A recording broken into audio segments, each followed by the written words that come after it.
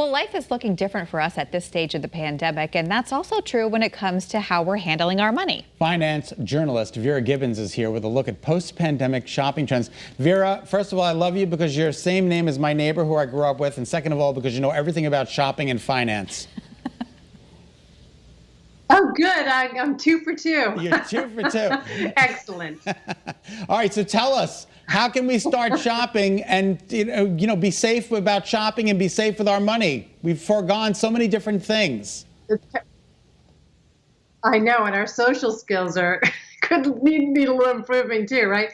So people are heading back to the stores. They're anxious to get back out there, go to the bricks and mortar. And I think you just have to stick to your same protocols that you've had in place, the sanitizing, the mask, social distancing, be mindful of your surroundings, be mindful of your budget. And then when it comes to paying, I would highly recommend you go touchless, no credit cards, no cash, no fumbling around, no touching keypads, no pens, none of that stuff. This is a trend that really accelerated during the pandemic, and this is something that's here to stay. It gives consumers that extra layer of safety and confidence when they're shopping in stores. Now, over the last year and a half, a lot of us haven't gone, on to any vacations, any concerts, or even out to dinner. So we may be wanting to spend a little more yes. than we should be. So what tips can you offer on that? Oh, be careful there, Melissa. Yes, so you have to avoid the impulse buys if at all possible. I think people are encouraged by the fact that things seem to be getting better. They're feeling better about things. So when you're feeling better and you're feeling good, you tend to overspend. So I would first and foremost watch that. Watch the impulse buys. Don't let your emotions get to the best of you. I would continue also checking online, using the apps, using browser extension like Google Chrome's Honey browser extension, for example, to make sure you're finding the best possible deals. And then again, when it comes to paying, I highly recommend that you do go touchless. We saw this trend really take off during the pandemic, and now it's pretty much mainstream. For example, PayPal and Venmo QR codes can be used at CVS stores nationwide, also at hundreds of thousands of other businesses. It's easy. You just open your PayPal or your Venmo app. You click the scan button, you select show to pay, or you just scan the QR code that you see displayed at checkout at some of your favorite stores.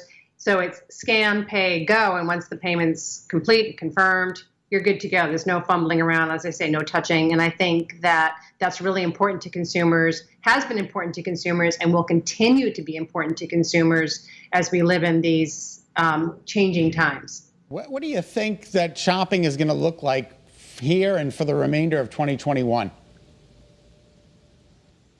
It's expected to be good. If you look at the estimates from the National Retail Federation and from various economists, they're pretty optimistic about how things are going to look going forward. People are anxious just to get out there and go to the department stores and go to the malls and spend a little bit. So the outlook is pretty good. I think we will continue to shop online, obviously, but we are returning to the bricks and mortars, and that's why these QR codes from Venmo and PayPal are particularly relevant and timely.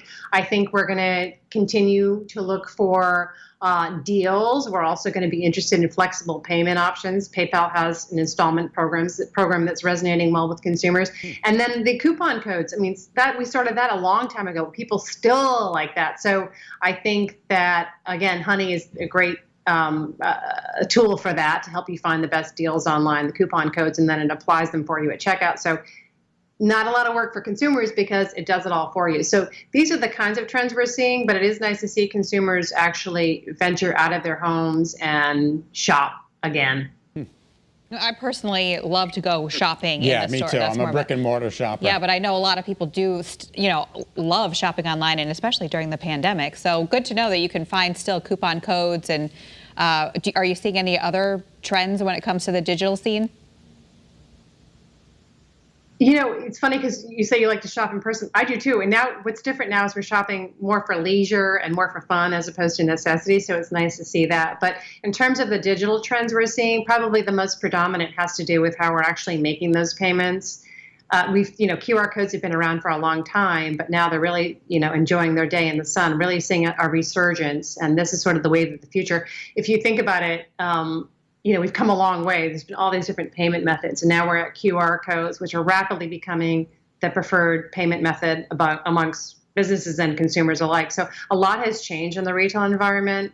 A lot has changed in how we're shopping, where we're shopping, and payment, how we're paying predominantly. So it's different out there, but it's nice to see we're actually getting back out there. And Vera, one last question. Where do we go for more information? For more information, you can always go to paypal.com if you are interested in the QR codes or just learning more about how to shop safely. That's where you go. All right. Well, thank you so much for your time. We appreciate it, and happy shopping.